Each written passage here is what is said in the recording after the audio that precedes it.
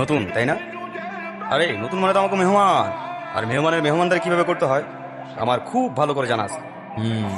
মাত্র এই কয়জন নিয়ে মেহমানদারি? আরে বাহ, কলিজা আছে ভাই, কই তুই? তার নামটা কি শুনি? কলিজাওয়াল। এই দাঁড়া, তোরে গতকাল বানাইছিলাম না?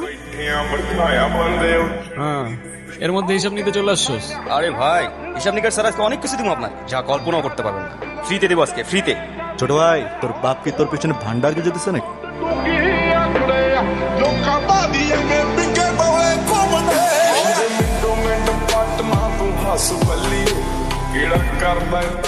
আরে তুই জানোস ওই কি করছে?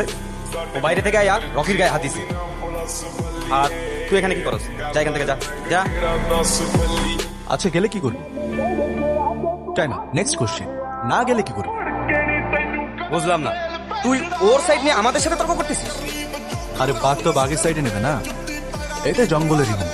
আর জঙ্গল ততক্ষণই ভয়ঙ্কর যতক্ষণ জঙ্গলে থাকে বাঘের পেছনে। কিন্তু সেই জঙ্গলের রাজা কিন্তু বাঘ না, অন্য কেউ, এটাও মাথায় রাখিস। আরে পাগলা, ইতিহাস ঘেটে দেখ, কোনো রাজাই তার রাজত্ব টিকে রাখতে পারে নাই, তোর রাজাও পারবে না। দাঁড়া, বাইরে জানাইতেছি। এই চল। তা এখানে কেন আসছিস? এই এখানকার পিয়ন গিয়াসুদ্দিনের সাথে দেখা করতে। তুই ওনাকে যেটা বলতে চাইছিলি সেটা আমাকে বলতে পারিস। আরে না না, আমার ওনাকেই বলতে হবে, ওনাকে ছাড়া আমি আর কাউকে বলতে পারবো না। আচ্ছা, বুঝতে পারছি, তাহলে ভাই তুই চলে যা, কারণ গিয়াসুদ্দিন এখানে আর কেউ নেই। তোর মাথায় কি সমস্যা? এবার তুই থাকতো, তোর যা ইচ্ছা কর। এ তোর কি বাবা আছে? মৃত্যুর প্রহর গুনতে থাকা তোর বাবার যদি শেষ কোনো ইচ্ছা থাকতো কি করতি? ইচ্ছাটা পূরণ করতি নাকি লেজ গুটায় পালাইতি?